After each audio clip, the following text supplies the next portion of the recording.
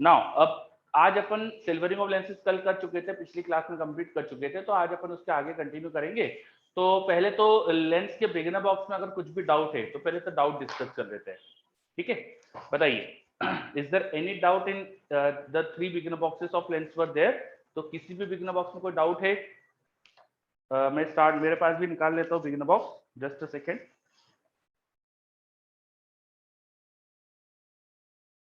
चलिए, आप भी आपके पास ओपन कर लीजिए लेंस का बिगिनर बॉक्स, और मैं भी मेरे पास निकाल लेता हूँ, फिर अपन डिस्कस कर लेते हैं।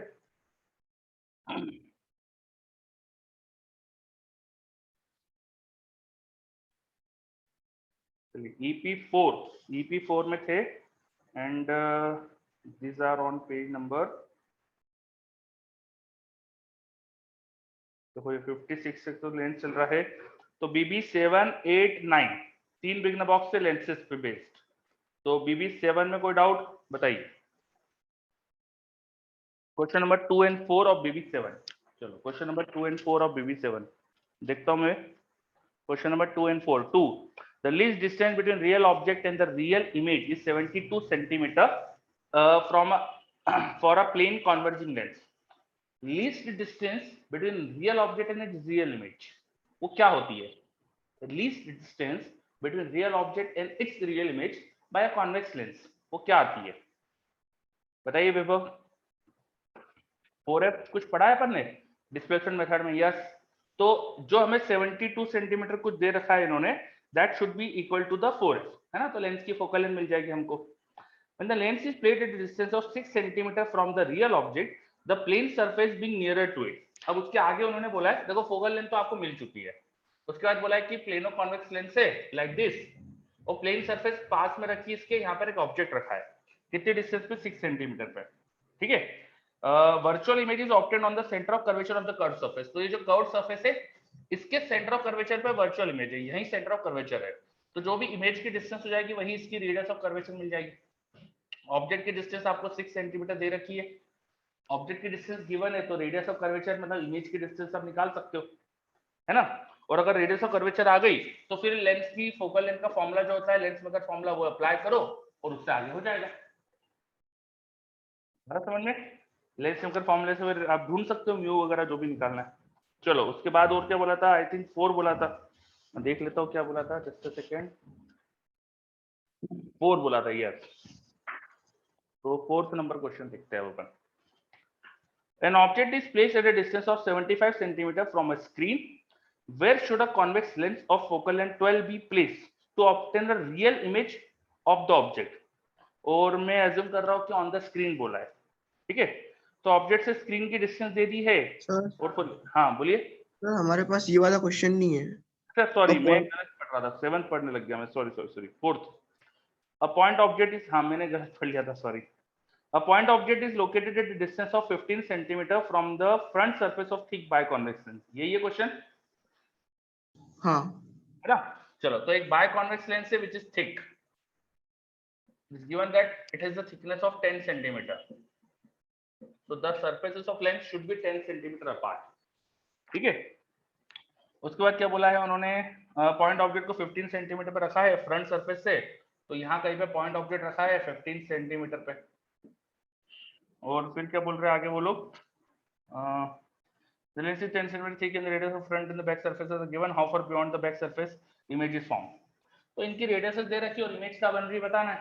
तो बेसिकली अब हमारे पास लेंस नहीं है, ये दो कर्व सरफेसेस है, तो कर्व सरफेस रिफ्लेक्शन फॉर्मूला लगा के अपन सॉल्व कर सकते हैं इसे, ठीक है। तो ऑब्जेक्ट की पहली सरफेस ने इमेज का बनाई वो ढूंढ दो। तो अंदर का म्यू पता है, बाहर का म्यू पता है, रेडियस ऑफ कर्वेचर पता है, तो कर्व सरफेस रिफ्लेक्शन फॉर्मूला लगा के ढूंढ सकते हैं क्या कि फर्स्ट सरफेस ने इमेज कहाँ बनाई होगी? μ2 by V minus μ1 by U equal to μ2 minus μ1 by R. और उसके बाद वो जो इमेज होगी वो सेकंड के लिए ऑब्जेक्ट का काम करेगी, तो सेकंड फिर उसकी इमेज क्या बनाएगा वो ढूंढ लेना। चलो, लेंस फॉर्मूला लगा दिया था, ओके। लेंस फॉर्मूला थोड़ी लगा सकते, ठीक है। चलो और बताओ, BB7 में कोई और डाउट? BB8 में बता दो कोई डाउट?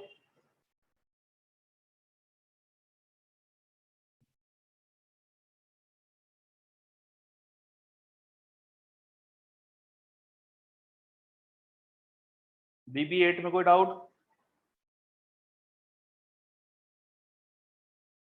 BB9 में कोई डाउट बताइए? BB9 का फिफ्थ का ऑप्शन ए। ओके, BB9 के फिफ्थ का ऑप्शन ए। केस 1 में कितनी इमेजेस बनेगी ऐसा कुछ पूछा है? तो BB9 का फिफ्थ का जो ए है उसमें आपको दो प्लेनो कॉन्केव लेंस को इस तरह से रखकर दिखाया उन्होंने, ठीक है। सो एक्चुअली यहाँ पर अब सिस्टम में 3 रीजन है। जो ऊपर वाली लेंस है उसका प्रिंसिपल एक्सिस ये है। मान लो एक ऑब्जेक्ट को आपने यहाँ कहीं रखा है ना, और मान लो कि फर्स्ट लेंस उसकी इमेज बना रही है उसी के प्रिंसिपल एक्सिस पे जहां कहीं पे। ये इमेज थी फर्स्ट लेंस से, L1 की पहली इमेज। अब फॉर द सेकेंड लेंस उसका प्रिंसिपल एक्सिस अलग जगह पर है, तो उसके लिए ऑब्जेक्ट प्रिंसिपल एक्सिस से हाइट पर है, तो सेकेंड लेंस प्रिंसिपल एक्सिस से कुछ हाइट पे इमेज बनाएगी। तो ये सेकेंड लेंस की इमेज है, this is L2। And there are some part which is overlapped. तो जो ओवरलैप्ड पोर्शन है उसकी वजह से इस ऑब्जेक्ट की जो फर्स्ट लेंस ने इमेज बनाई उसकी अब सेकेंड लेंस इमेज बनाएगा। तो फर्स्ट लेंस की इमेज की सेकेंड लेंस एक इमेज बनाएगा, और मुझे नहीं पता, वो हो सकता है कोई यहाँ कहीं बन जाए, है ना, वी डोंट नो, वो हो सकता है यहाँ कहीं बन जाए, ठीक है, वो हो गई I3। तो बेसिकली 3 रीजन से, एक रीजन कि सिर्फ L1 लेंस से लाइट रे पास कर सकती है ऑब्जेक्ट से, L1 लेंस से, फिर सिर्फ L2 से पास कर सकती है यहाँ से जो लाइट रे जाएगी, और कुछ लाइट रे दोनों लेंस से कंबाइनली जा सकती है। तो बेसिकली 3 तरह से लाइट रे पास हो रही है, तो 3 इमेजेस बनेगी। आ रहा समझ में? यस। चलो, तो ये हो गया क्वेश्चन। और बताइए इन 3 बिगनर बॉक्स में किसी और को कुछ भी डाउट? क्या सारे क्वेश्चन हो गए? किसी को कोई भी डाउट हो तो बता दीजिए। नो? ये क्वेश्चन नंबर 12 करा आपने, प्लेनो कॉन्वेक्स BB8 का क्वेश्चन नंबर 12, BB8 का क्वेश्चन नंबर 12, BB8 का क्वेश्चन नंबर 12 ये कंप्लीट हो गया? यस, बच्चे बोल रहे यस। अच्छा, तो उन्होंने ऐसा कुछ पूछा था क्वेश्चन 12 में कि जो बीच की डिस्टेंस है लेंसेज की उससे कुछ वेरिएशन ना हो, है ना, उससे कुछ होना, तो वो पैरेलल बीम बनवा लेना थी आपको बेसिकली उस केस में, ठीक है। अच्छा, इससे रिलेटेड एक मेरे पास एक क्वेश्चन है, इसी से रिलेटेड मेरे पास एक क्वेश्चन है।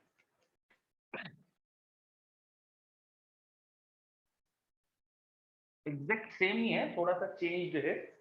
देखो, मान लो ये हमारे पास एक लेंस है फोकल लेंथ f1 की, ये एक लेंस है फोकल लेंथ f2 की, और इनको exactly f1 plus f2 distance पर रखा हुआ है। तो अगर मैं सिस्टम पे पैरेलल लाइट बीम सेंड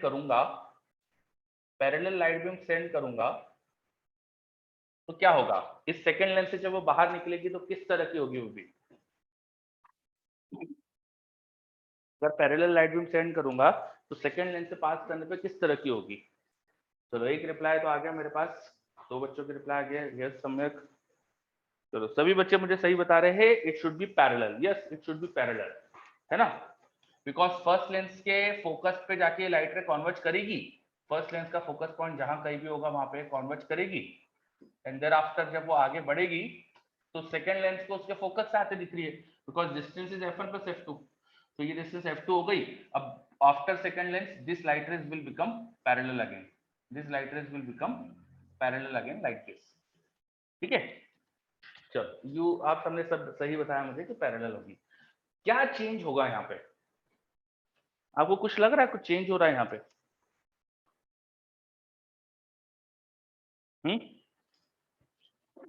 कुछ चेंज हो रहा है यहाँ पे?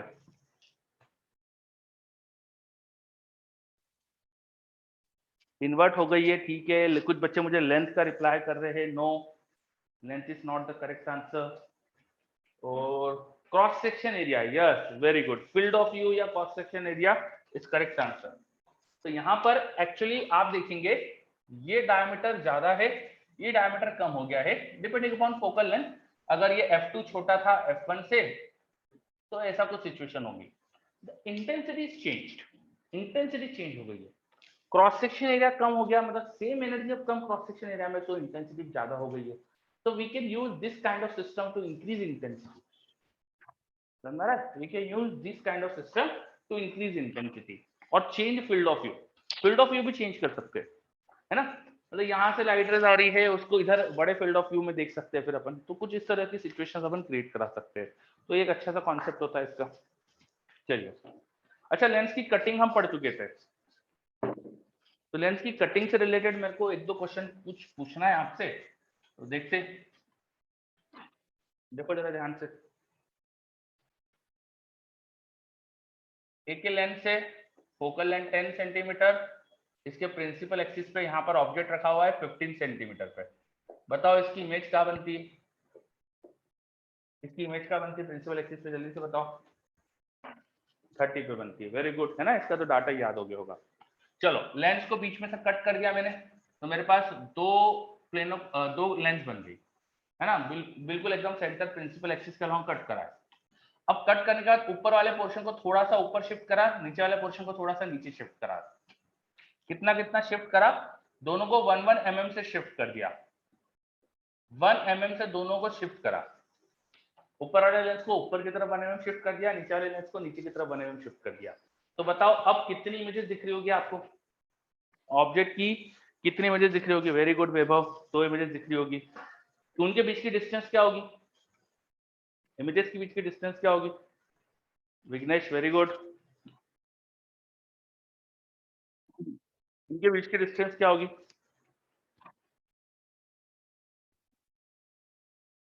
विघ्नेश का आंसर आ गया, बाकी भी बताइए। सम्यक का भी आ गया, वेरी गुड।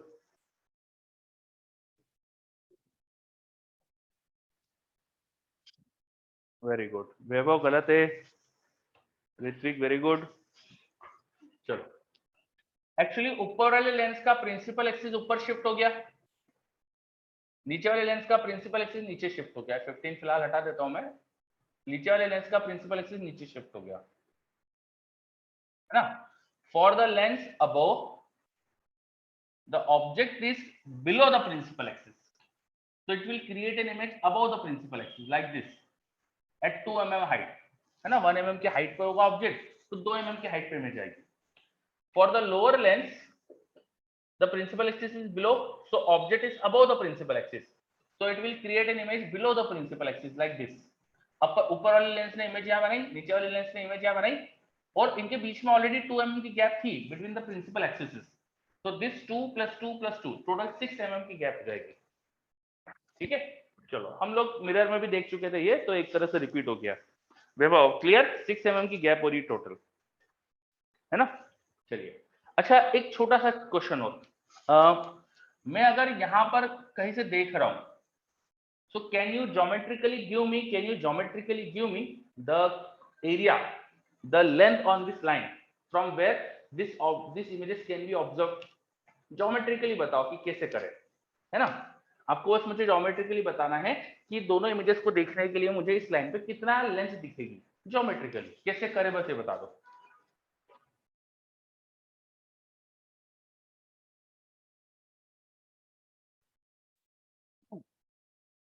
सम्यक यस, कुछ बोला है आपने। मैं क्वेश्चन जो पूछ रहा हूँ उसको समझो अच्छे से। मैं पूछ रहा हूँ ज्योमेट्रिकली मुझे बताओ, ज्योमेट्रिकली बताना है, ट्रिग्नोमेट्री वगैरह कुछ यूज नहीं करना पड़ेगा इसमें।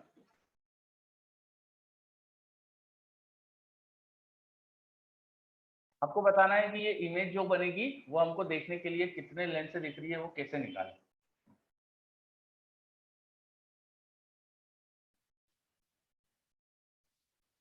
चलो विघ्नेश बिल्कुल सही, रे डायग्राम ट्रेस करके आंसर आया।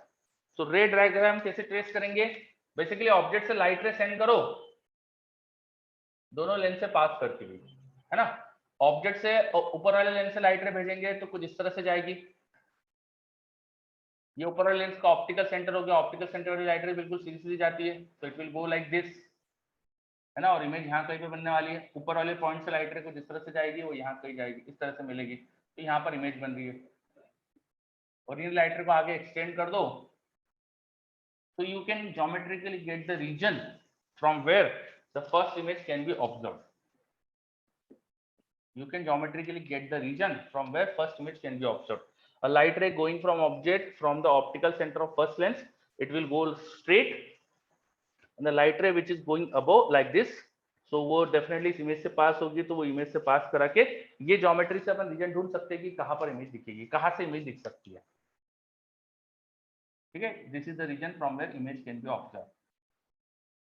सिमिलरली अब लोअर लेंस से भी देख लो आप, लोअर लेंस से ये अपन ने देखा, ये इमेज से लाइट आ रही थी, यहाँ पर थी इमेज, और एक लेंस के हेड से भी लाइट भेज दो, वो भी रिफ्रैक्ट होके इस इमेज वाले पॉइंट से आके दिखेगी। देखो कुछ ऐसा दिखेगा। तो there might be a region on the screen, आप ध्यान से देखें तो ये जो सेकेंड इमेज है, second image is observable from this region, first image को हम इस रीजन से देख सकते हैं। सो द कॉमन रीजन जहां से दोनों इमेज दिखाई दे सकती है वो ये है, दिखाई दे रहा है आपको? Field of view, field of view जो दोनों इमेजेस का वो अपन ने ड्रॉ करके देखा, और कुछ कॉमन रीजन है जहां से दोनों इमेज दिखाई दे सकती है। यस, ठीक है। तो अब अभी इस पे क्वेश्चन तो मैं दे नहीं रहा आपको, पर ऐसे क्वेश्चन भी मिल सकते हैं आपको, है ना, कि दोनों इमेजेस किस रीजन से दिखाई देगी।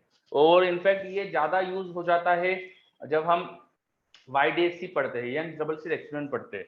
यंग डबल स्लिट एक्सपेरिमेंट में थोड़ा बहुत शायद आपको साउंड वेव का आइडिया होगा कि हमें ना एक सोर्स से दो कोहेरेंट सोर्सेज बना देते हैं, और दो कोहेरेंट सोर्सेज से लाइट या वेव्स किसी एक कॉमन रीजन में मिलती है तो वहां इंटरफेरेंस मिल सकता है।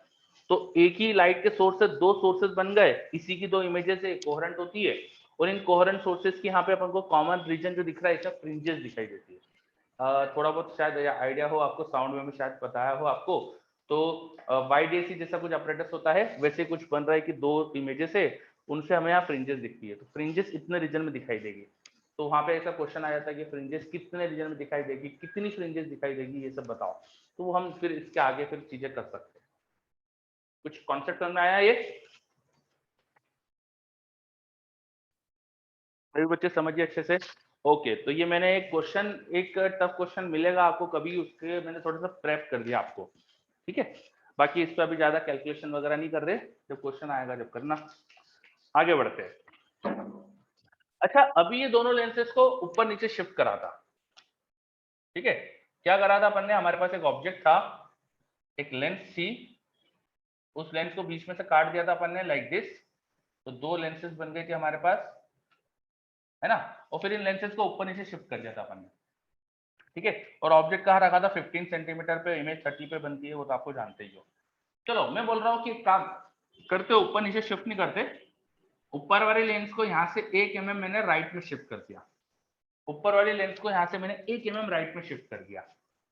तो अब दो इमेजेस बनेगी क्या, बताओ? अब दो इमेजेस बनेगी क्या, बताओ? ऊपर वाले लेंस को मैंने 1 mm राइट में शिफ्ट कर दिया, दो इमेजेस बनेगी क्या? बच्चे बोल रहे हैं यस, वेरी गुड ऋत्विक।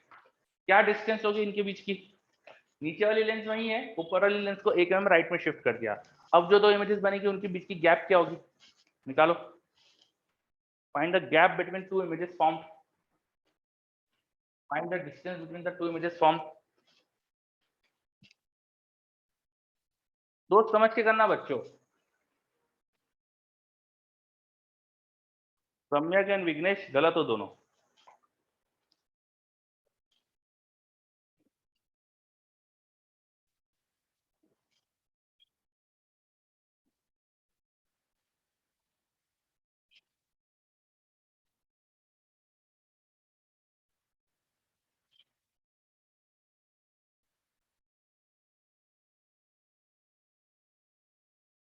सम्यक एंड विघ्नेश दोनों गलत थे, वैभव की गलत हो, वैभव this is wrong.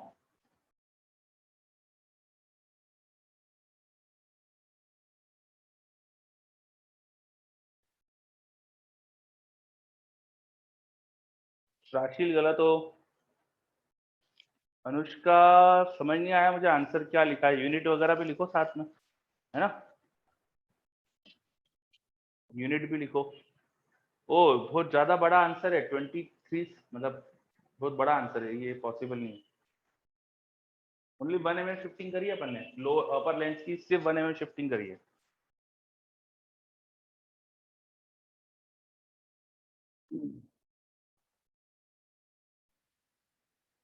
Ritwik very good. No Samyak, lenses are separated by 1 centimeter in horizontal direction, not by 1 centimeter vertical. वो तो ये मैंने गैप वो मैंने काटा था बीच में से, तो ऐसे दिखा दी, there is no gap between, है ना, दोनों ऑलमोस्ट मतलब दोनों का प्रिंसिपल एक सेम है। आकाश गलत है, विघ्नेश गलत है।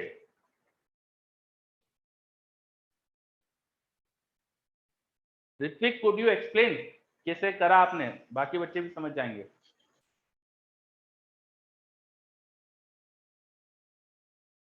आप माइक ऑन करके बोल सकते हो। नहीं, लेंस फॉर्मूले से तो करा, उसके अलावा सर ऑप्टिकल सेंटर चेंज हो जाएगा। हाँ फिर सर फिर लेंस फॉर्मूला लगा दिया। बाकी लोग 4 mm निकाल रहे हैं, आपका 3 mm आया आंसर, वो क्यों? सर वो उसके आगे भी पॉइंट में शायद उन्होंने राउंड ऑफ कर लिया हो, मेरा नहीं 0.03। नहीं, पॉइंट ये नहीं था। चलो देखो सभी बच्चे, ऊपर वाली लेंस जिसको 1 mm शिफ्ट करा है, तो वो शिफ्ट करके मैं दिखा देता हूँ लाइक दिस। अच्छा, लोअर जो लेंस है उसकी वजह से इमेज क्या बनेगी, 30 सेंटीमीटर पे बनेगी समवेयर, है ना, आप लेंस फॉर्मूले से निकाल सकते हैं, am I right? Lower lens की वजह से 30 सेंटीमीटर पे इमेज बन गई। ये सपोज लेंस L1 थी, उसकी वजह से I1 बन गई, उस लेंस से 30 सेंटीमीटर पे, ठीक है। चलो, अब ऊपर वाले लेंस से ऑब्जेक्ट की डिस्टेंस कितनी होगी, ऊपर वाले लेंस से ऑब्जेक्ट की डिस्टेंस कितनी होगी, 15.1 सेंटीमीटर। तो एक तरह से 0.1 सेंटीमीटर 1 mm शिफ्ट कर दिया है अपन ने ऑब्जेक्ट को, तो ऑब्जेक्ट का longitudinal shift du is 0.1 centimetre, तो उससे dv निकाल सकते हो, आ जाएगा 0.4। डायरेक्शन क्या होगी dv की, u is increase so v will be decrease, है ना। शायद ऐसा होता है ना कि जैसे से ऑब्जेक्ट लेंस के पास जाता है तो इमेज दूर जाती है, और ऑब्जेक्ट लेंस से दूर है तो इमेज पास में आती है। याद करो, याद करिए, when object is moving towards lens, image goes away from the lens, when object is moving away from the lens, so image goes toward the lens। है ऐसा, दोनों की डायरेक्शन ऑफ वेलोसिटी सेम होती है। when object is going away from the lens, image जो lens की इस तरफ होती है वो भी इधर ही आती है। याद करो, जैसे एग्जांपल के लिए when object is at infinity, image is at focus, when object comes to 2f, the image goes from focus to 2f, the direction of velocity of object and image with respect to lens is same। So here when object is moving away from the lens, this distance increase, so with respect to lens ऐसा लग रहा है जैसे object दूर जा रहा है, so image भी लेंस के पास आएगी, तो 30 सेंटीमीटर के बदले 30 से कुछ कम डिस्टेंस होगी, है ना। कितनी कम हो जाएगी, 4 mm, वो आप निकाल सकते हो। 4 mm कैसे आएगा, dv by du is v by u whole square, है ना। तो यहाँ पर जब du को रखोगे 1 mm तो dv आ जाएगा 4 mm, जो आप सबने निकाला ही था। अब इसका मतलब जो सेकंड लेंस है उससे जो इमेज आएगी वो 30 सेंटीमीटर -4 mm पे बनेगी, तो दैट पॉइंट समवेयर यहाँ पे आने वाला है। तो आप अच्छे से समझो, ये दोनों लेंस के बीच की 1 mm गैप है, दोनों लेंस के बीच की 1 mm गैप है ना। फर्स्ट लेंस से जो 30 पर होगा वो सेकंड लेंस से 30 -0.1 पे होगा, ये 30 -0.1 पे, 30 -4 mm, ये 30 -1 mm, ये 30 -4 mm, तो इनके बीच की डिस्टेंस क्या दिख रही है, इमेजेस के बीच की distance, this should be 3 mm। समझे बच्चे सब? ऋत्विक समझ में आया आपको कि मैंने क्या करा?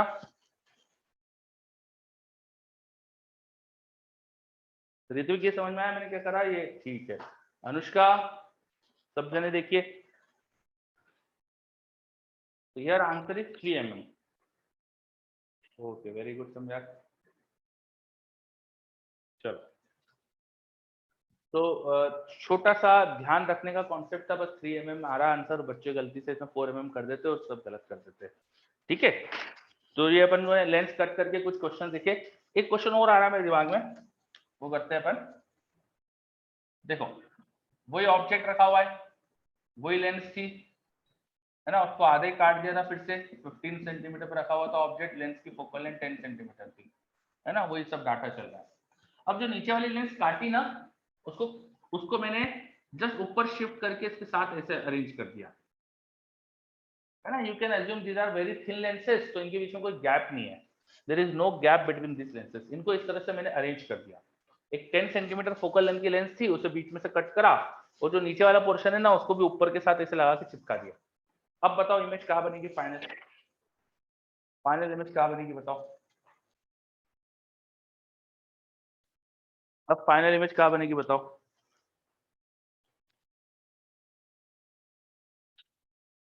एक मेरे पास विघ्नेश का आंसर आया, मुझे पता नहीं विघ्नेश, मुझे डाउट लग रहा है। ऑब्जेक्ट 15 सेंटीमीटर है, 15 दिया, 15 सेंटीमीटर।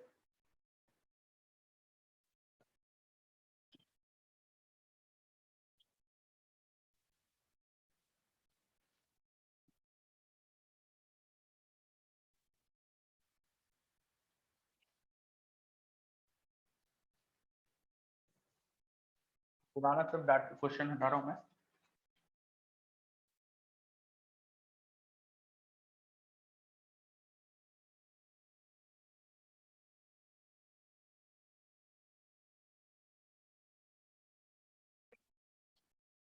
चलो ऋत्विक का भी आंसर आ गया, अनुष्का का भी आ गया, वेरी गुड। एग्जैक्ट पोजीशन बताओ, हाइट हो तो कुछ हाइट भी बताओ, जो मैंने लाइन दिखा रखी है उसको कुछ हाइट है तो हाइट भी बताओ।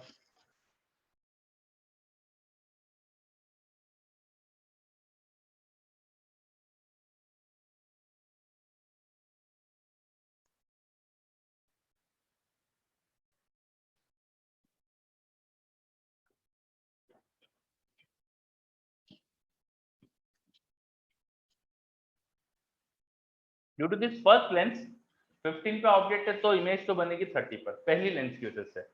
ठीक है, तो फर्स्ट लेंस क्या कर रही है, जो नीचे वाली लेंस थी वो 30 पर कहीं पर इमेज बनाने वाली है यहाँ पर दूसरी जो लेंस है वो कुछ इस तरह से रखी हुई है, उसका प्रिंसिपल एक्सिस ऊपर है, तो जो लाइट रे इससे पास हो जाएगी फर्स्ट लेंस से, वो सेकंड के लिए ऑब्जेक्ट का काम करेगी, तो सेकंड के लिए ऑब्जेक्ट है, और उसके प्रिंसिपल एक्सिस से कुछ हाइट पे हो गया ऑब्जेक्ट है ना। तो हाइट, अब मुझे अपर्चर देना चाहिए था, तो हाइट बता नहीं सकते बिना अपर्चर के, आपने भी बोला नहीं कि मैंने अपर्चर दिया नहीं है, तो मान लो ये अपर्चर 1 सेंटीमीटर था, है ना, मान लीजिए 1 सेंटीमीटर था, इसका मतलब कि दूसरे लेंस के प्रिंसिपल एक्सिस से 1 सेंटीमीटर नीचे वो लाइट रे कॉन्वर्ज होने वाली जो फर्स्ट से पास हुई, तो सेकंड के लिए ऑब्जेक्ट हो गया, सेकंड के लिए वर्चुअल ऑब्जेक्ट हो गया, उसकी इमेज क्या बनेगी निकाल लेते हैं, 1/v माइनस 1/u, u हो जाएगा इसके लिए +30 is equal to 1/f, f तो वही रहेगा 10, सॉल्व कर दो, 30 उधर ले जाओ, 1/10 प्लस 1/30, यहाँ 3 से मल्टीप्लाई डिवाइड 3 + 1 4/30, तो भी आ गया 7.5, तो 7.5 पे इमेज, 30 की इमेज 7.5 पे, 1/4 साइज की, तो यहाँ से 1/4 हाइट की इमेज दिखेगी अपन को, 1/4 सेंटीमीटर पे यहाँ का इमेज दिख जाएगी अपन को at distance 7.5 centimetre, like this, this should be the final image, like this. Height मुझे देना चाहिए थी, है ना, दैट वाज माय मिस्टेक। चलो, इज इट नॉट क्लियर सबको? ओके, वेरी गुड, है ना। तो अपन ने कुछ लेंस के क्वेश्चंस देखे। चलिए, तो अपना लेंस कंप्लीट, लेंस के बिगिनर बॉक्स भी हमने डिस्कस कर लिए। अब प्रिज्म का कुछ डिस्कशन बचा था, क्या आप प्रिज्म के बिगिनर बॉक्स डिस्कस कर ले?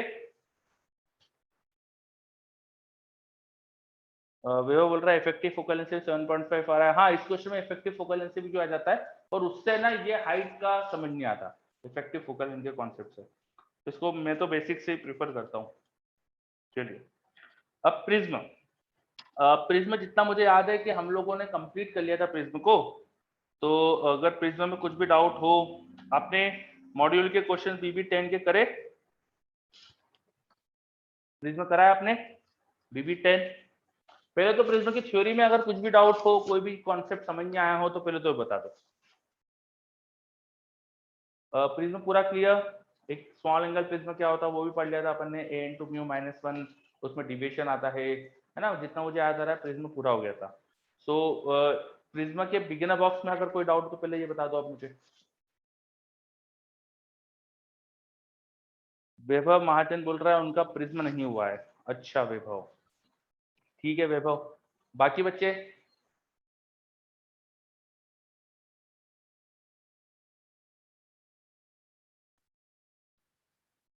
चलो, प्राशील वैभव, कुछ बच्चों का प्रिज्म नहीं हुआ है, तो जिनका भी प्रिज्म कंप्लीट नहीं हुआ है तो एक काम करेंगे आपके लिए, क्योंकि बाकी का हो गया है और आपका नहीं हुआ है तो आपके लिए अलग से क्लास कर देंगे, ठीक है ना। अभी अपन अगला पॉइंट स्टार्ट कर देंगे और आप लोगों के लिए अलग से कर लेंगे क्लास, ठीक है। चलो, तो बीबी 10 में अगर कुछ डाउट हो तो बताओ जल्दी से। Anushka, Samyak, Vighnesh, Ritvik, any doubt in B 10?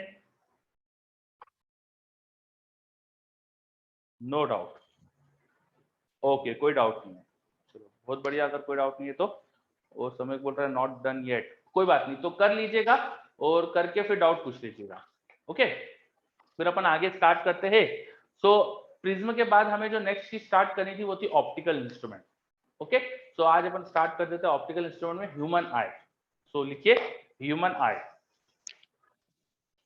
Human आई, अपने ऑप्टिक्स का लास्ट पोर्शन जो बचा है विच इज ऑप्टिकल इंस्ट्रूमेंट, तो वो स्टार्ट कर रहे हैं अपन। और जिनका प्रिज्म नहीं हुआ है टेंशन मत लो, अपन प्रिज्म आपका कंप्लीट करा लेंगे, तो आपको थोड़ा सा अलग से क्लास के लिए आना पड़ेगा, है ना। चलो, so let us start optical instrument with human eye। 10th class में जितनी भी चीजें पढ़ी आपने ह्यूमन आई के बारे में, बस पूरा वही कॉपी पेस्ट हो रहा है ना। तो कुछ भी यहाँ पर 10th से नया नहीं मिलने वाला, क्योंकि एक्चुअली है ही नहीं सिलेबस में। ह्यूमन आई अपन को कोई ज्यादा पूछा नहीं आता, 10th का जो लेवल है वही इसमें है अपने पास, थ्योरी कॉन्सेप्ट अपने जितने भी है। तो ह्यूमन आई के बारे में आप क्या क्या जानते हैं, सबसे पहले तो बताइए। ह्यूमन आई का सबसे पहले स्ट्रक्चर देख लेते हैं। ह्यूमन आई में मैं कुछ डायग्राम बना रहा हूँ, फिर आप मुझे चीजों के बारे में समझाएंगे इसके अंदर कि कौन सी चीज क्या है।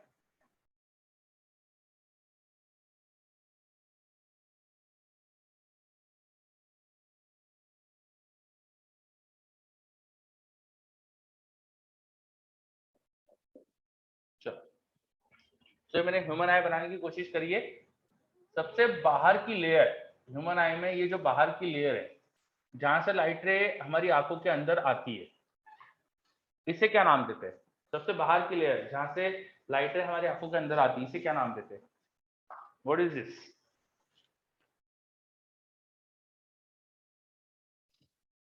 Cornea, very good, cornea. Srishti ने कुछ अलग नाम दिया। सृष्टि क्या है ये?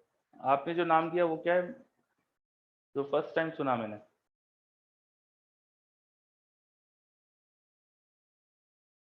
ओके, कोई बात नहीं।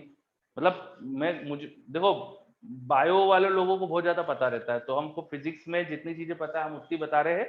तो मुझे जो पता है वो ये कि जब आउटर लेयर होती है उसे कॉर्निया बोलते हैं, ऐसा मुझे पता है ना। अपनी फिजिक्स की किताब में लिखा रहता है इसका, ठीक है। चलो, दिस इज कॉर्निया। कॉर्निया के अंदर एक हमारे पास फ्रेम जैसी रहती है जिससे लाइट को अपन कंट्रोल कर सकते हैं, जिसकी उसमें छोटा सा होल है। एक हमारे पास है ना एक रीजन है जो कलर है, प्लस जिसके छोटा सा होल है, and that size of that film is changed. वो फिल्म का साइज बदल जाता है according to intensity of light. एक हमारे पास एक फिल्म जैसी होती है जिसके बीच में छोटा सा होल होता है, उस होल को बोलते हैं अपन प्यूपिल, एंड इस पूरी फिल्म को कहा जाता है iris. Because of this iris the size of pupil can be adjusted according to the intensity outwards। बाहर ज्यादा इंटेंसिटी होती है तो प्यूपिल का साइज छोटा कर दिया जाता है, और बाहर कम इंटेंसिटी तो प्यूपिल का साइज बढ़ा देते हैं, है ना। चलिए, ओके। उसके बाद आइरिस के बाद, आइरिस और प्यूपिल के बाद फिर उसके पीछे एक लिक्विड जैसा फील्ड होता है जिससे कुछ नाम देते हैं। क्या नाम देते हैं जल्दी? ह्यूमर। कौन सा? एक्वस ह्यूमर, है ना। यहाँ पे एक लिक्विड फील्ड होता है जिसको एक्वस ह्यूमर बोलते हैं। और उसके बाद अपना आई लेंस आ जाता है। आई लेंस सस्पेंडेड होता है by ciliary muscles. Ciliary muscles इसका शेप कंट्रोल कर सकती है। एंड उसके बाद एक और लिक्विड फील्ड होता है जिसे बोलते हैं विट्रस ह्यूमर। विट्रस ट्यूमर के बाद पीछे ये है रेटिना। रेटिना में बहुत सारे तरह के सेल्स होते हैं, दो तरह के सेल्स होते हैं, rod cells and cone cell.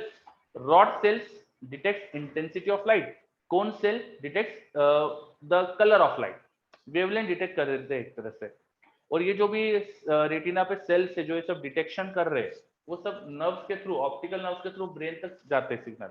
और एक पॉइंट होता है जहां से ऑप्टिक नर्व ब्रेन की तरफ जाती है, उसे ब्लाइंड स्पॉट बोलते थे। ठीक है, तो ये ह्यूमन आई का कुछ स्ट्रक्चर अपन को बताते हैं। चलिए, अब हम जब किसी ऑब्जेक्ट को देखते हैं तो बेसिकली क्या होता है, हम किसी ऑब्जेक्ट को किस तरह से देख पाते हैं? जब हम किसी ऑब्जेक्ट को देखना चाहते हैं तो क्या होता है, उस ऑब्जेक्ट की इमेज हमें कैसे दिखाई देती है? विघ्नेश बता रहा है इन्वर्टेड इमेज। एक्चुअली जो पूरा सिस्टम है, कॉर्निया, आई लेंस और जो भी पूरा सिस्टम है, ये एक ऑप्टिकल सिस्टम जैसा काम करता है सब मिलकर। और जिस भी ऑब्जेक्ट को अपन देखना चाहते हैं उसकी इमेज रेटिना पे बनना चाहते बनेगी। अगर रेटिना पे किसी चीज की इमेज बनती है तो हमें वो बहुत अच्छे से दिखाई देती है, क्लियरली दिखाई देती है।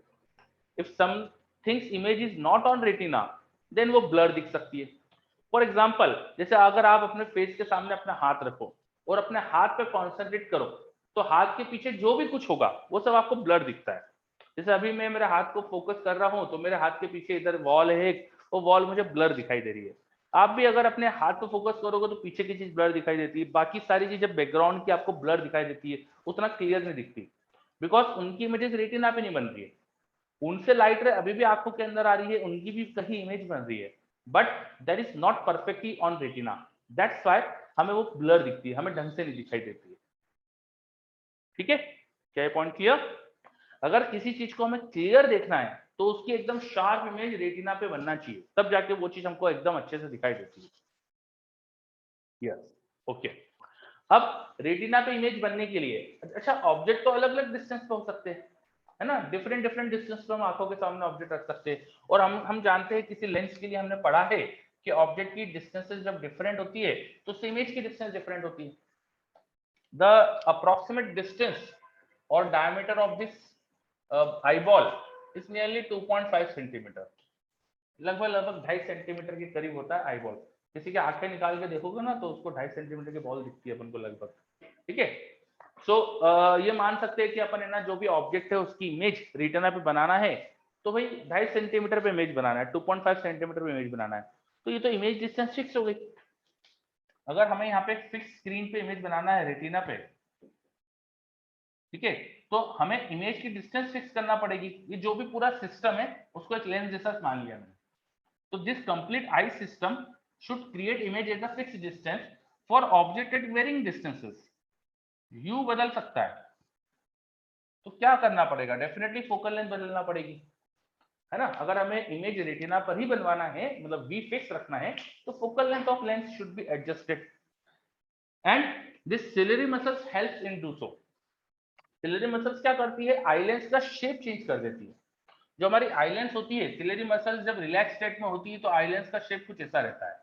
जब हमें कोई पास की चीज देखना होती है तो सिलियरी मसल्स इसे टेंस कर देती है, इसका शेप इस तरह से कर देती है, थोड़ी सी इसकी कर्वेचर जो होती है वो बढ़ जाती है, radius becomes smaller. Radius become smaller because of pressure by ciliary muscles, radius कम हो जाती है। तो रेडियस कम होने से फोकल लेंथ भी कम हो जाती है। 1/f याद करिएगा, mu minus 1 1/r1 minus 1/r2 होता है। If radius R decrease then focal length is decrease. तो फोकल लेंथ डिक्रीज कर देते हैं अपन। और फोकल लेंथ डिक्रीज करने से क्या होता है, जैसे यहाँ लेंस फॉर्मूला लगाऊं तो 1/f should be 1/v minus 1/u। u तो नेगेटिव होने वाला है, तो जैसे जैसे u डिक्रीज होगा फोकल लेंथ डिक्रीज कर दिया जाता है, u जैसे से कम होता है फोकल लेंथ डिक्रीज कर दिया जाता है। And this complete property of I is called accommodation. For different distances of object image को रेटिना पे बनवा लेने की this property to by adjusting focal length is called power of accommodation. This is called power of accommodation. समझ में आ रही बात? Lens के सामने ऑब्जेक्ट कहीं भी हो सकता है, अलग अलग डिस्टेंस पे हो सकता है, उसकी इमेज अगर हमें देखना है तो image should be on retina.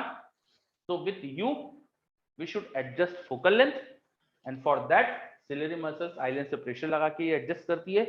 And this complete phenomena, this system's ability to decrease the focal length in accordance with you. This is called power of accommodation. I hope कि सबको power of accommodation का concept clear हो रहा है. Okay. अच्छा, एक ciliary muscle जब pressure लगाती है तो ऐसा तो होगा ना कि इनफाइनाइटली इसकी रेडियस को डिक्रीज कर सकती होगी. There should be a limit on this. Okay, when eye lens is perfectly relaxed, so उसकी फोकल लेंथ सबसे ज्यादा है. इन दैट केस जब आई लेंस बिल्कुल रिलैक्स होती है तो आईज रिलैक्स होकर इन्फिनिटी पे ऑब्जेक्ट की इमेज रेटिना पे बनवाने के लिए डिजाइन होती है. When eyes are relaxed, in relax condition, infinity से आने वाली लाइट रे रेटिना पे कन्वर्ज होती है. इन्फिनिटी से आने वाली लाइट रेज रेटिना पे कन्वर्ज होती है. ये शायद मैंने एक आपको क्वेश्चन देके भी करवाया था. ये रिलैक्स लाइट डिस्टेंट ऑब्जेक्ट की इमेज रेटिना पे बना रही है, वहां पर ये बताया था मैंने, है ना. इन दैट केस जो भी फोकल लेंथ होगी सिस्टम की वो 2.5 सेंटीमीटर होना चाहिए approx, because this diameter is approx 2.5 centimetre. And when object is nearer the focal length is to be reduced. तो फोकल लेंथ रिड्यूस करते जाएंगे तो रेडियस कम करना पड़ेगी. रेडियस कम करने के लिए हम प्रेशर लगा के रेडियस कम करेंगे. And there should be a limit on the decrement in focal length. वो लिमिट आती है when object is nearly at 25 centimetre. Nearly at 25 centimetre. This is accepted value 25 centimetre. It's not that कि सबकी इतनी होती है. जैसे हर पर्सन की जो डिस्टेंस जहां तक वो क्लियरली देख सकता है उसे बोलते हैं उसकी least distance of clear vision. Minimum distance जहां पे रखा ऑब्जेक्ट आपको क्लियर दिखाई देता है, that is called least distance of clear vision. And after that अगर ऑब्जेक्ट और क्लोजर हो तो फिर हमारी आई लेंस की रेडियस और कम नहीं हो पाती, रेडियस डिक्रीज नहीं हो पाती, तो हमारी फोकल लेंथ भी डिक्रीज नहीं हो पाती. एंड हमें इमेज पे रेटिना पे नहीं दिखते, तो इमेज ब्लर दिखती है. जैसे एग्जांपल के लिए आपने फिंगर टिप पे देखो, अपने फिंगरप्रिंट्स को देखने की कोशिश करो. तो मैं जैसे मेरे हाथों के फिंगरप्रिंट देख रहा हूँ तो अभी मुझे क्लियर दिखाई दे रहे हैं. थोड़ा पास लाया तो यहाँ तक तो क्लियर दिखाई दे रहे हैं. इससे ज्यादा पास ला रहा हूँ तो ब्लर हो जा रहा है.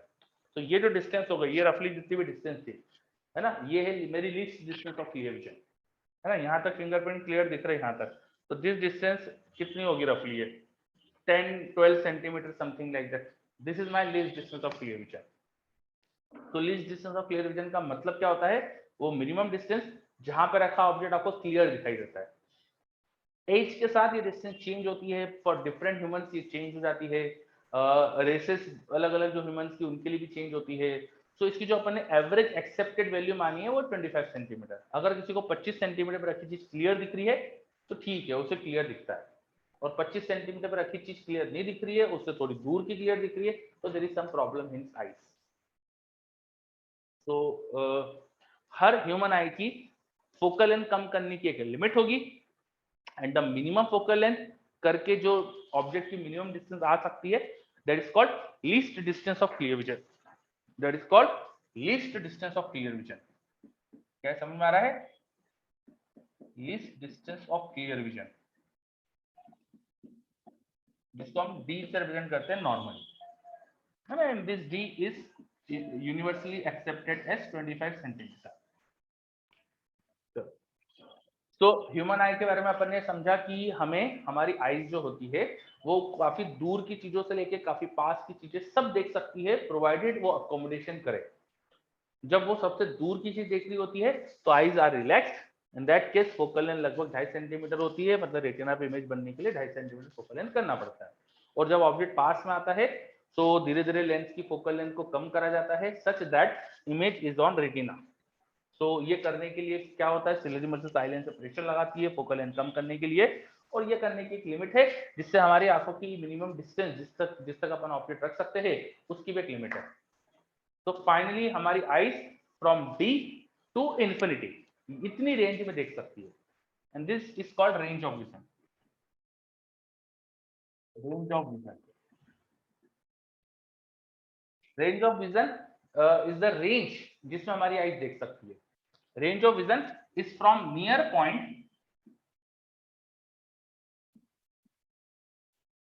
to far point. आंखों के सबसे क्लोजेस्ट पॉइंट जहां तक हमें क्लियर दिखता है उसको बोलते हैं नियर पॉइंट. ये जो 25 सेंटीमीटर है ना, it is distance of near point from the I. And आंखों से सबसे दूर का पॉइंट जो क्लियर दिखता है, that is called far point. एक हेल्दी पर्सन सन मून को भी अच्छे से देख ही सकता है। मून पे इनफैक्ट थोड़ा सा सरफेस का वेरिएशन जो है, यहाँ पे कुछ अपन को मून पे सरफेस से वेरिएशन दिखते हैं, है ना, मतलब सरफेस मून की स्मूथ नहीं है ऐसा दिखता है, कुछ उस पे कलर में वेरिएशन दिखता है। दैट मतलब मून की चीजें अपन देख पा रहे हैं, मून देख पा रहे हैं, तो इन्फिनिटी की चीजें देख पा रहे हैं, काफी दूर की चीजें देख पा रहे हैं, तो far point normally infinite distance तक मान लेते हैं अपन। So for a healthy person, these 2 points, the far point and the near point, are at infinite and 25 centimeter, ऐसा अपन मान के चलते हैं।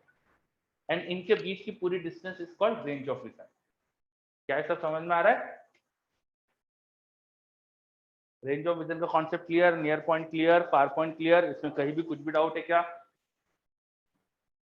ऐसे बोल रहे क्लियर, ओके वेरी गुड। चलो, तो ये सब चीजें अगर क्लियर है तो मुझे जल्दी से बताओ, when eyes are adjusted to observe object at 25 centimetre, when eyes are adjusted to observe object at 25 centimetre, what is power, optical power of eye system? जब आईज को अपन ने least distance of clear vision पे देखने के लिए adjust कर रखा है, तो सिस्टम की पावर क्या है बताइए? Optical power of eye system बताइए। वेरी गुड आकर्ष,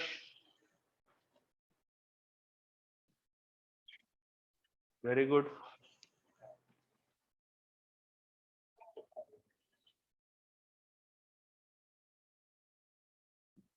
सम्यक, वेरी गुड।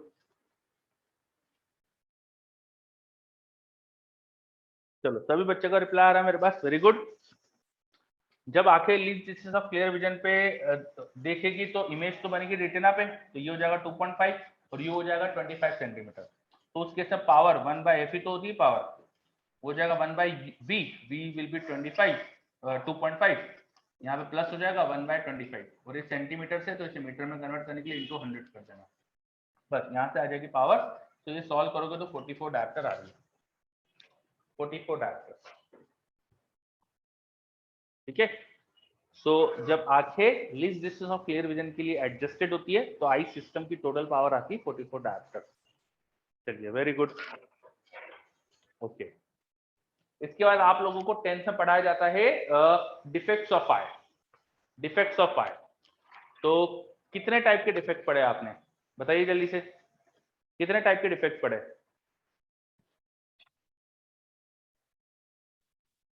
कितने टाइप के डिफेक्ट पढ़े आपने?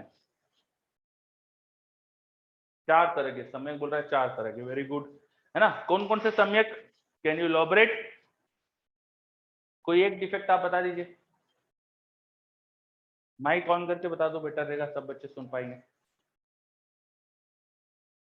विघ्नेश बता रहा है, हाँ बोलो। सर, हाँ सर मायोपिया, हाइपरमेट्रोपिया, प्रेसबायोपिया और एक और एस्टिमैक्टिज्म। Astigmatism, very good. क्या होता है मायोपिया? सर फार मतलब दूर की चीजें साफ से नहीं दिखती है, मतलब नियर साइटेडनेस। वेरी गुड, दूर की चीजें पास नहीं अच्छे से नहीं दिखाई देती है, बहुत दूर की चीजें हमें ब्लर दिखाई देती है, ठीक है, वेरी गुड। तो बहुत दूर की चीजें जब हम देखना चाहते हैं तो उनकी इमेज रेटिना पे नहीं बन रही है, that's why they become blur. बहुत दूर की चीजें हम देखना चाहते हैं और उनकी इमेज हमारे रेटिना पे नहीं बनती है, that's why they become blur. ऐसा क्यों होता है? जब बहुत दूर की चीजें देखना चाहते हैं तो lens should be in relax condition, और क्या होता है, बहुत देर तक पास की चीजों को फोकस करने की वजह से, आई लेंस पे प्रेशर कंटिन्यूस लगा के रखने की वजह से आई लेंस का शेप परमानेंटली चेंज हो जाता है। जब सिलियरी मसल्स प्रेशर रिमूव करती है तो eye lens should regain its shape, eye lens should regain its shape, but आपने उस पर प्रेशर लगा के रखा, आप वीडियो गेम खेल रहे हो लगातार 4-4 घंटे कॉन्सेंट्रेट करके आप मोबाइल पे वीडियो गेम खेल रहे हो, और ऐसा आप 3-4 साल से करे जा रहे हो, तो क्या होगा कि आपकी आई लेंस पे आदत सी हो जाएगी उसको दबे हुए रहने की, सिलेरी मसल्स को दबा के और उसकी रेडियस ऑफ कर्वेचर को परमानेंटली कम कर देगी। अब तुम जब दूर की चीज देखना चाहते हो तो आई लेंस अपना शेप वापस रिगेन ही नहीं कर पा रहा है, फोकल लेंथ वापस से इंक्रीज ही नहीं हो पा रही है, दैट्स व्हाई दूर की चीजों की इमेज अब रेटिना पे बन ही नहीं पा रही है ना।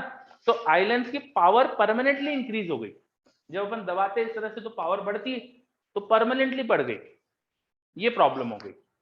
परमानेंटली पावर बन गई तो कन्वर्जिंग हो गई ज्यादा, हमारे रेटिना से भी पहले इमेज बन जाती है।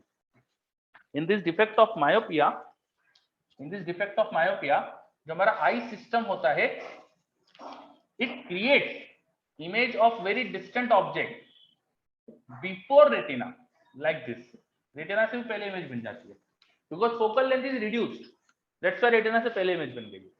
तो थोड़ी सी लाइट रे को डाइवर्ज करवा लो, तो डाइवर्ज करने के लिए आंखों के आगे ना एक डाइवर्जिंग लेंस लगा दो। तो इस डाइवर्जिंग लेंस ने थोड़ा पहले डाइवर्ज कर दिया होगा लाइट रेस को, और फिर आई लेंस ने उसको कन्वर्ज करा, तो अब जाके वो एडजस्ट हो गई प्रॉपर्ली रेटिना पे।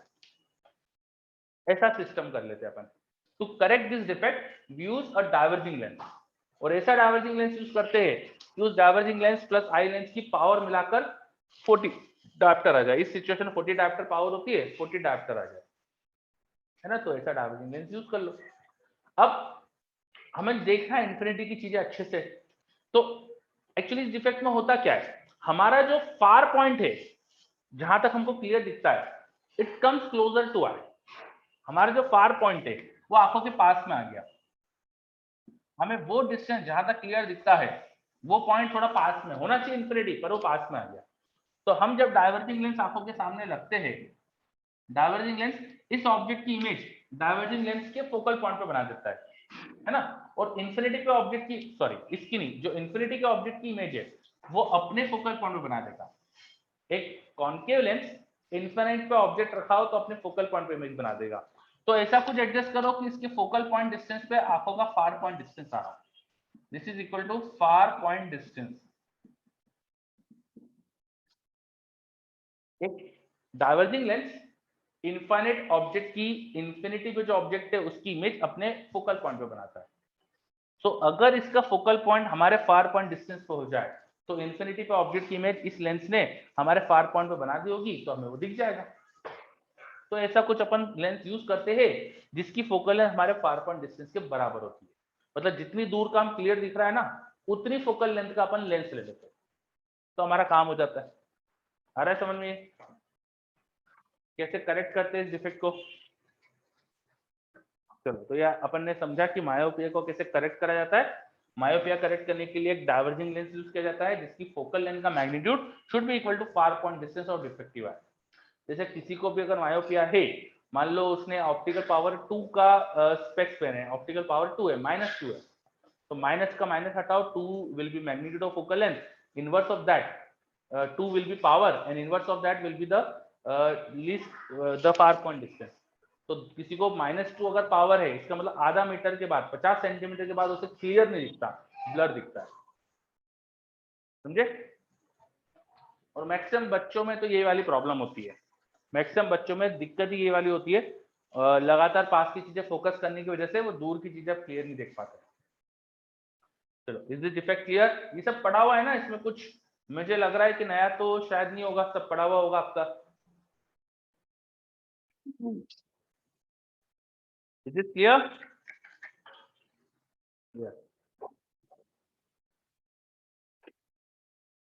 चलिए, तो अपन ने पढ़ा क्या होता है मायोपिया और उसे कैसे करेक्ट करा जाता है, ठीक है। उसके बाद नेक्स्ट डिफेक्ट था हाइपरमेट्रोपिया।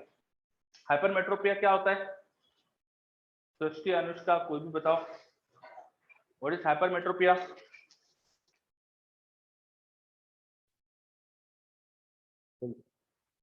What is hypermetropia? ये डायग्राम हटा रहा हूं मैं।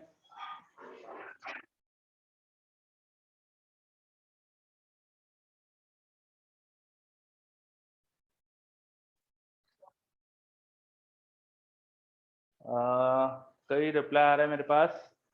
सृष्टि और अनुष्का, मैंने आपसे पूछा था, बता सकते हैं क्या माइक ऑन करके?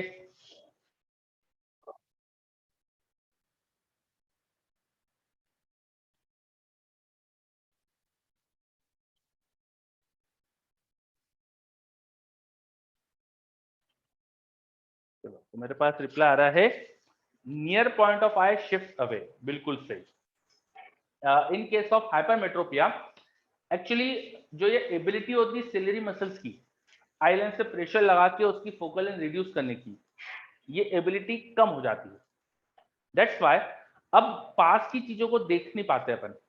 जितना ऑब्जेक्ट क्लोज आता है धीरे धीरे focal length we should reduce, eye lens की फोकल लेंथ कम होना चाहिए, पर सिलियरी मसल्स कम नहीं कर पा रही है फोकल लेंथ, तो एक लिमिट के बाद ऑब्जेक्ट अगर पास में आ जाए तो हमें क्लियर नहीं दिखता।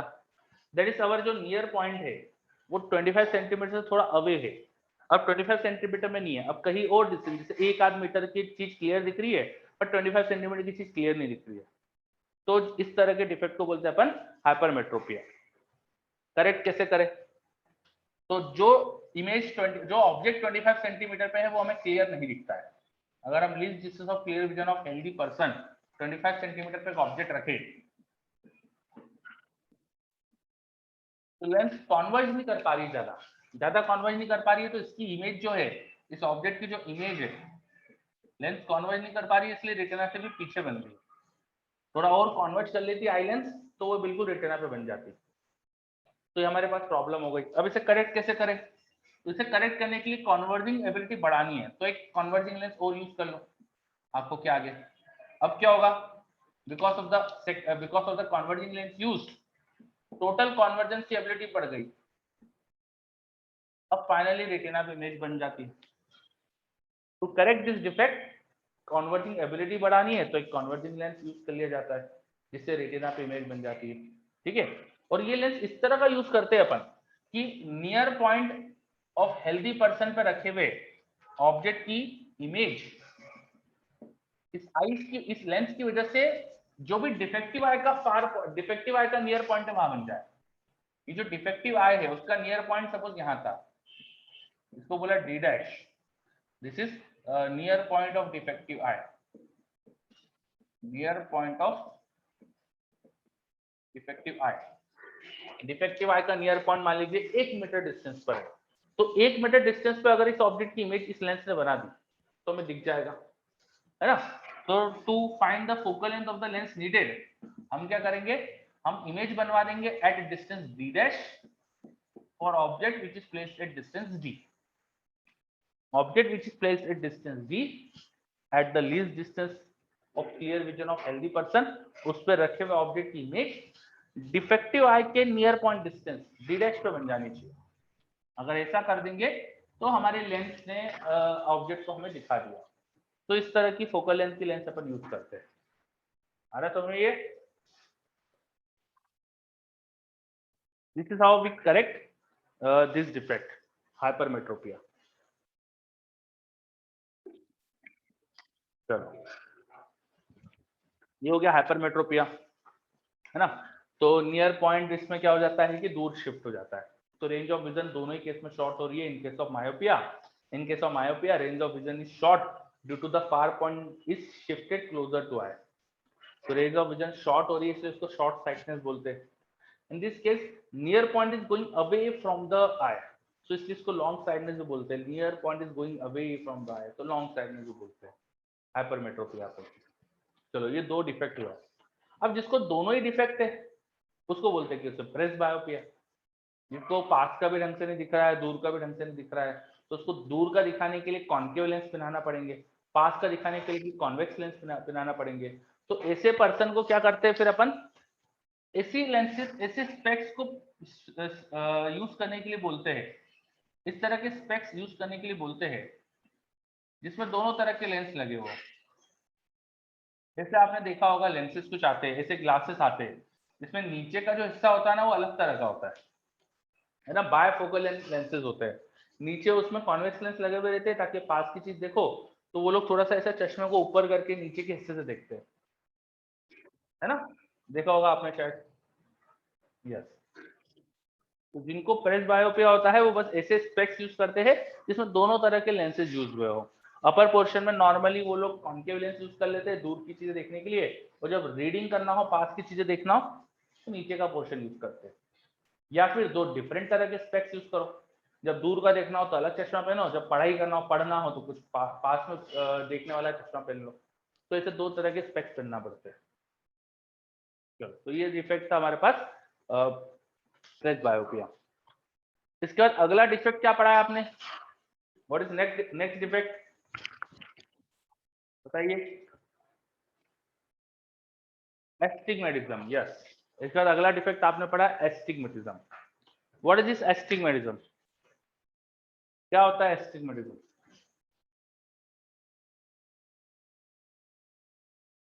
What is this astigmatism?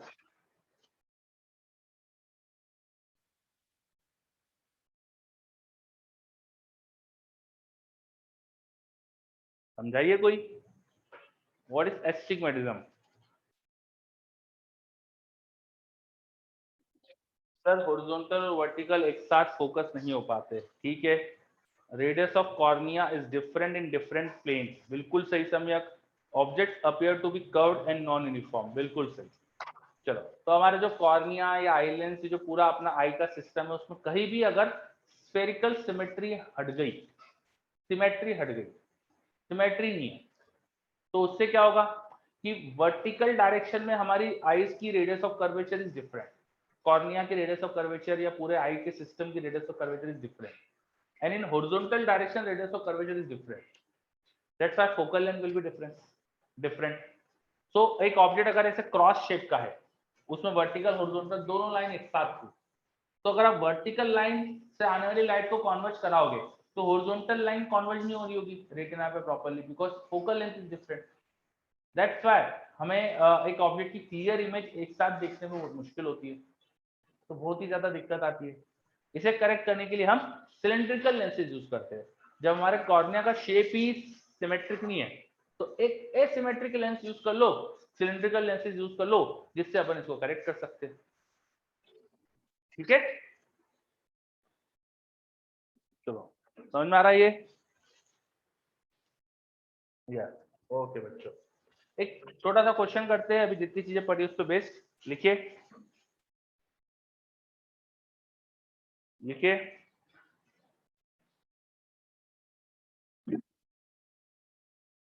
A person is using reading glasses. A person is using reading glasses of focal length. A person is using reading glasses of focal length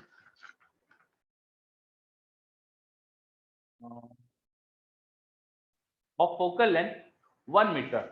Of focal length 1 meter. A person is using reading glasses of focal length 1 meter. ठीक है. एक hypothetical data दिया है, हो सकता है कि answer कुछ अजीब सा है. What is near point distance of this person? What is near point distance of this person? What is near point distance of this person? करिए. What is near point distance of this person? करिए.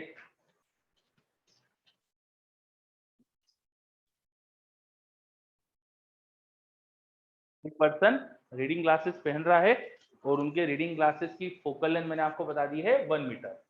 तो आपको बताना है कि उस person के near point distance क्या है. आकाश का आंसर आ गया मेरे पास. वेरी गुड सम्यक. सम्यक थोड़ा सा देख लो डाटा, मतलब यूनिट गलत लिखी शायद. वैभव ठीक है. ओके सम्यक.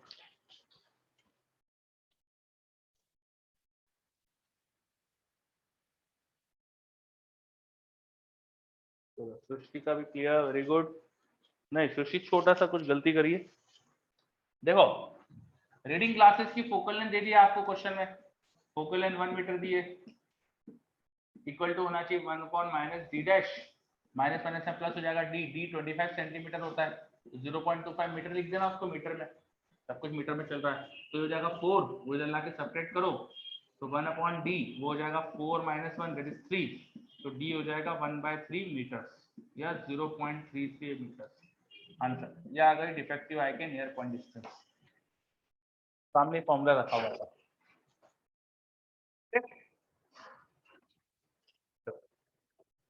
Is this clear, Prashil?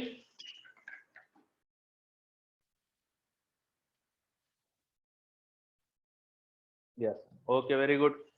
अगला question. Next question. Range of vision of a person.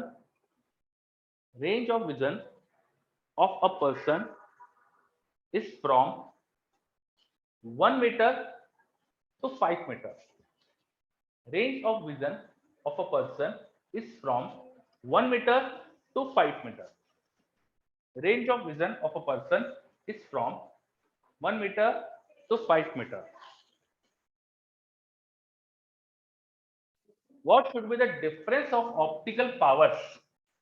What should be the difference of optical powers? What should be the difference of optical powers of lenses that he should wear for a perfect range of vision? What should be the lens? What should be the difference of optical powers of lenses that he should wear for a perfect range of vision? What should be the difference of optical powers of lenses that he should wear for a perfect range of vision? करिए.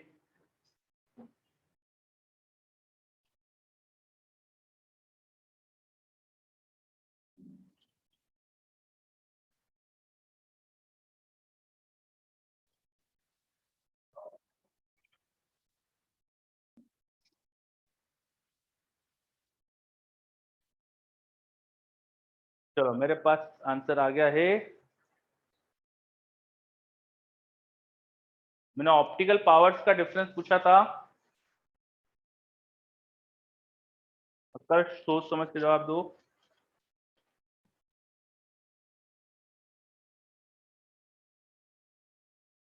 Person को 1 metre से 5 metre का नहीं दिख रहा है, तो 5 metre फार point distance हो गई होगी. उस केस में जो फोकल लेंथ होना चाहिए थी वो 5 मीटर होना चाहिए थी, but power should be negative, है ना.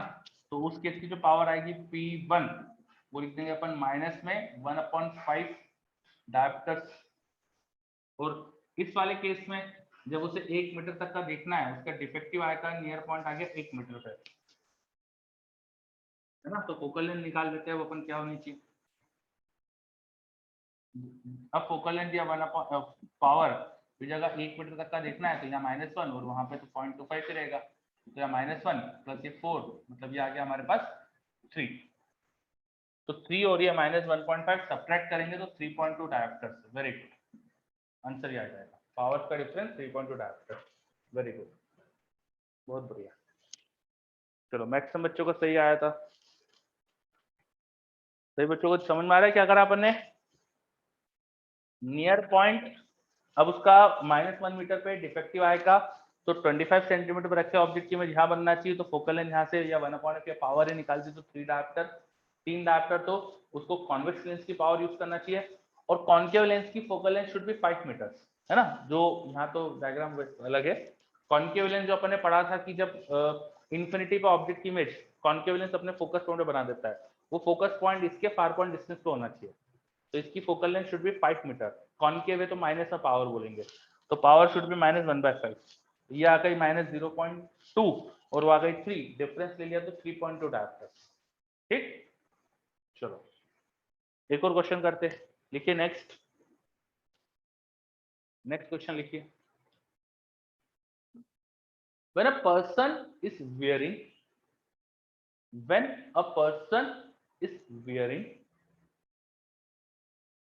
convex lenses of focal length 1 meter, when a person is wearing convex lenses of focal length 1 meter,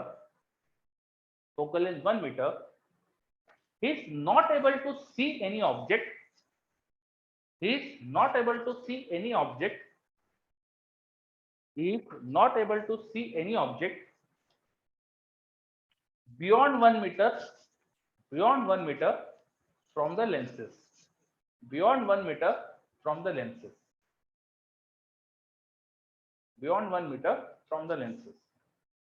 भाई एक पर्सन को आपने चश्मा पहना दिए और जो चश्मा पहना है जो फोकल लेंथ है उसके अंदर वो है 1 मीटर.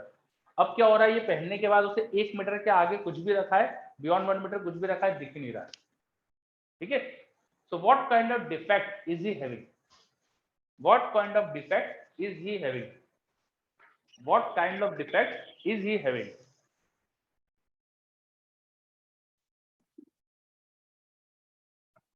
अब आपको बताना है कि बिना चश्मों के जो वो पर्सन था उसको क्या तरह का डिफेक्ट था, उसको कैसा डिफेक्ट है, उसको क्या डिफेक्ट था कि अभी ऐसा हो रहा है कि 1 मीटर के आगे दिख नहीं रहा है, उसके पहले का सब दिख रहा है, उसके बाद का नहीं दिख रहा। करो बताओ।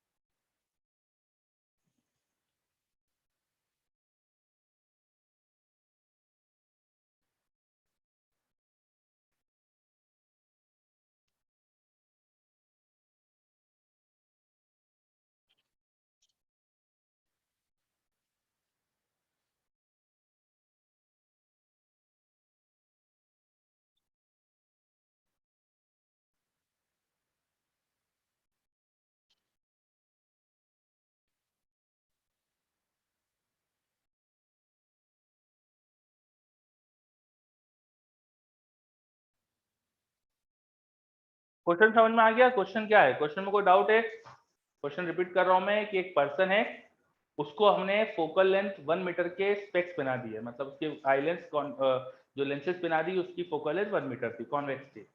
अब ये पहनाने के बाद क्या हुआ कि उसे उसकी आंखों से 1 मीटर के आगे का कुछ भी नहीं दिख रहा है। तो इस पर्सन को ऐसा कौन सा डिफेक्ट होना चाहिए था कि अब इस चश्मे पहनने के बाद इसे 1 मीटर के आगे नहीं दिख रहा है, पहले का दिख रहा है, आगे का नहीं दिख रहा है? बताओ। चलो प्राचीन का कुछ जवाब आया मेरे पास।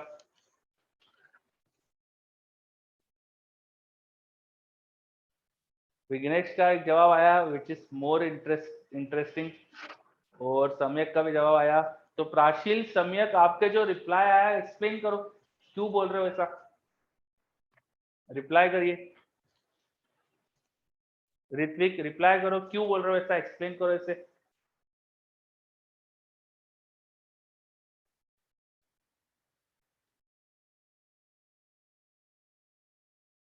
विघ्नेश अच्छा आप एक्सप्लेन करो, आपका जवाब क्यों दिया आपने ऐसा, बोलो।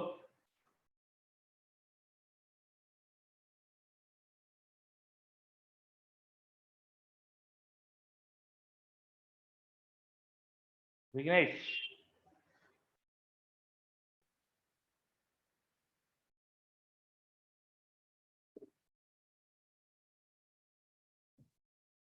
देखो, अब इतना लिखने में भी टाइम वेस्ट करते हो यार, माइक पे ऑन करके बोल दिया करो ना। आप वो समझ नहीं आता, सब बच्चे लिखते रहते हैं, इतना टाइम लगाते हैं।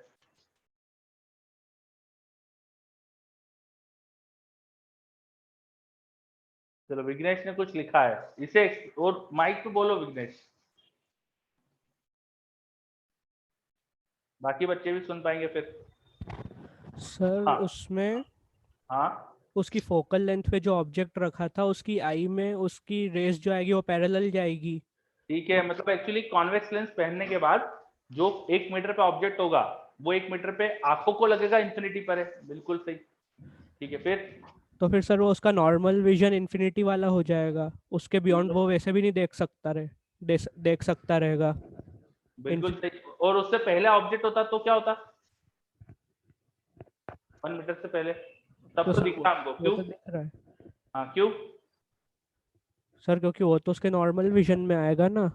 हाँ, क्योंकि जो कॉन्वेक्स लेंसेज से 1 मीटर के पहले जो भी ऑब्जेक्ट होगा उसकी image convex lens virtual enlarge बना देगा थोड़ा पीछे, तो आंखों को ऐसा लगेगा कि भाई कहीं नहीं, इन्फिनिटी और आंखों के बीच में कहीं ऑब्जेक्ट है, तो उसकी इमेज आंखें देख सकती है, बिल्कुल सही।